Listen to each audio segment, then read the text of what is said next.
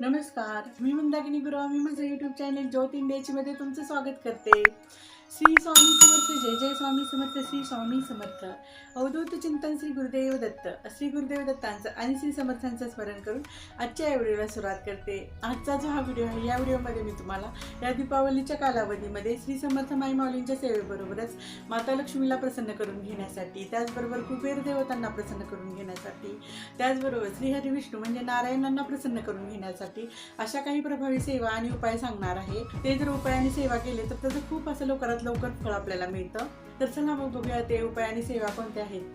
ते उपाय आणि त्या सेवा सांगण्यापूर्वी मी एक तुमच्याशी गोष्ट बोलू इच्छिते.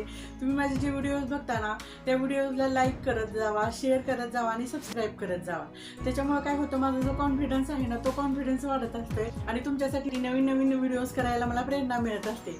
म्हणून मी तुम्हाला सांगू इच्छिते की तुम्ही माझ्या व्हिडिओला लाईक, शेअर आणि सबस्क्राईब करा. तर चला मग त्या उपाय आणि सेवा बघूया. बघा, हा दीपावलीचा जो सण आहे ना, त्या सणाकडे पूर्ण वर्षभरातील सर्वात मोठा सण म्हणून त्याच्याकडे बघितलं जातं. हा जो दीपावलीचा सण आहे ना, तो आपल्यासाठी आनंद, प्रेरणा, उत्साह, भरभराटी, यशाचे नवनवीन मार्ग घेऊन येणारा असा हा सण आहे. मग बघा, अशा या दीपावलीच्या सणाच्या वेळी आपण काय करत असतो, विविध अशा पूजा करत असतो. हे सण समारंभ साजरी करण्याबरोबरच ह्या पूजा अर्चा आपण कशासाठी करतो बरं? आपले जे घरातलं वातावरण आहे ते आनंदी राहावं, आपल्या घरातलं वातावरण हस्तखेळ राहावं, म्हणून हे आपण सगळं करत असतोय.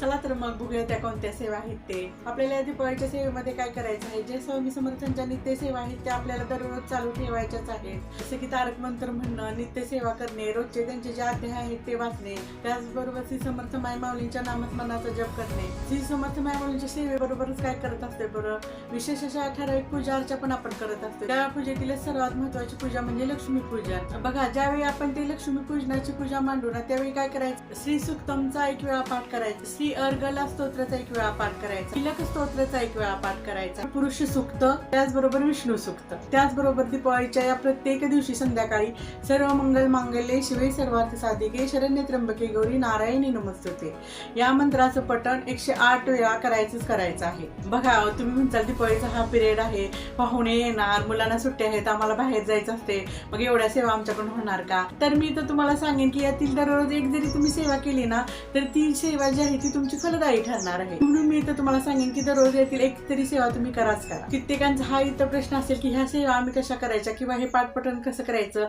तर मी तर तुम्हाला सांगू इच्छिते की हे जे नित्य सेवेचे श्री स्वामींचं पुस्तक आहे ना, या पुस्तकामध्ये मी ज्या काही तुम्हाला सेवा सांगितलेल्या आहेत ना, त्या सगळ्या सेवा या पुस्तकामध्ये उपलब्ध आहेत.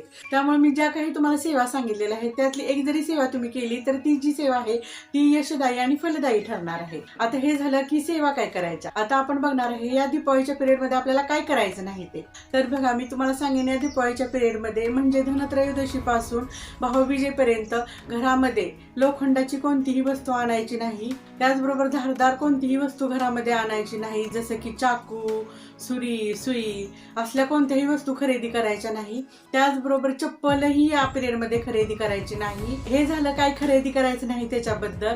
त्याचबरोबर इथे मी तुम्हाला सांगू इच्छिते, या दीपावलीच्या कालावधीमध्ये दही, मीठ आणि चटणी मागायला जर कोण आलं तर त्यांना कधीही उसणं द्यायचं नाही आणि तिन्ही सांजेला तर नाहीच नाही द्यायचं. तर बघा, तिन्ही सांजेच्या पिरियडमध्ये आपण असं जर कुणाला दही, चटणी, मीठ जर दिलं ना, तर त्याच्याबरोबर आपली लक्ष्मीही त्यांच्या घरी जात असते. म्हणून हे पदार्थ कधीही कुणालाही उसणे द्यायचे नाहीत. त्याचबरोबर इथं आणखीन एक मी तुम्हाला सांगू इच्छिते, ज्यावेळी आपण ह्या दीपावलीच्या पिरियडमध्ये अशा आपण पूजा करत असतोय ना, त्या पूजेच्या वेळी कोणतंही काळा आणि निळं वस्त्र कधीही परिधान करायचं नाही. त्याचबरोबर इथे मी तुम्हाला सांगू इच्छिते, घरामधील जी आपली कुलस्त्री आहे, जी आपली मुलगी आहे, जी आपली बहीण आहे, जी आपली आई आहे, बायको आहे, त्या सगळ्यांचा काय करायचं आहे, आपण मान सन्मान करायचा आहे. कारण बघा, घरातली ही जी स्त्री आहे ना, मग ती कोणत्याही रूपामध्ये असू द्या, ती लक्ष्मीचंच रूप आहे. म्हणून मी इथं हा व्हिडिओ बघणाऱ्या सगळ्यांना सांगेन की स्त्री रूपातील प्रत्येक महिलेचा तुम्ही लक्ष्मी म्हणून सन्मान केला पाहिजे.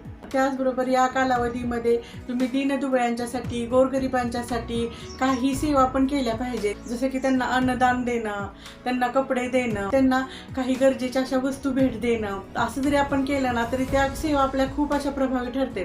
कारण माता लक्ष्मी कुठल्या रूपामध्ये येऊन आपली परीक्षा बघते हे आपल्याला समजत नसते. मग असं जर आपण दीनदुबळ्यांची सेवा केली तर माता लक्ष्मी आपल्यावर प्रसन्न होते आणि आपल्याला खूप भरभराटी देते, आपल्याला खूप यश देते. त्याचबरोबर या कालावधीमध्ये आपल्याला वाईट विचार देणारी किंवा आपल्या मनावर काहीतरी वाईट बिंबवणारी कोणतीही गोष्ट अशी बघायची पण नाही आणि कोणतीही गोष्ट अशी विचारात पण आणायची नाही आणि कोणतीही गोष्ट अशी संवादात पण आणायची नाही. त्याचबरोबर इथं मी तुम्हाला सांगेन की दिवाळीच्या या कालावधीमध्ये फटाक्यांना थोडंसं आपण कमी प्राधान्य देऊया आणि निसर्गाला आपला समतोल राखायला मदत करूया. त्याचबरोबर दीपमाळांनी आणि फुलमाळांनी छान असं घर सजवून, देवारा सजवून, वेगवेगळे आध्यात्मिक उपाय करून माता लक्ष्मीला आणि श्री हरी विष्णू नारायणांना आपल्या घरामध्ये आणूया. त्याचबरोबर आपल्या घरामध्ये अखंड वास्तव्य राहण्यासाठी जे काही हे उपाय सांगितलेले आहेत ते उपाय करूया. तर कोणत्याही डिझाईनची तुम्ही रांगोळी काढण्यापेक्षा त्या रांगोळीमध्ये स्वस्तिक, गायची पावलं, लक्ष्मीची पावलं, ओम अशी रांगोळी जर आपण काढली ना तर ती जी रांगोळी किंवा तो जो उपाय आहे ना तो खूप असा आपला फलदायी ठरतोय. चला तर मग या प्रभावी सेवा आणि उपाय करूया आणि श्री माता लक्ष्मीचे कृपा आशीर्वाद घेऊया. त्याचबरोबर माझ्याकडून तुम्हाला हा जो दिवाळीचा सण येणार आहे त्या सणासाठी खूप खूप अशा शुभेच्छा. चला तर भेटूया मग येणाऱ्या व्हिडिओमध्ये. आणि हा जर माझा व्हिडिओ जर का तुम्हाला आवडला असेल तर नक्की लाईक, शेअर आणि सबस्क्राईब करा आणि खालचं घंटीचं बटन दाबा जेणेकरून माझा येणारा पुढचा व्हिडिओ तुम्हाला बघायला मिळेल. तर भेटूया येणाऱ्या व्हिडिओमध्ये. श्री स्वामी समर्थ. जय जय स्वामी समर्थ. श्री स्वामी समर्थ. अवधूत चिंतन श्री गुरुदेव दत्त.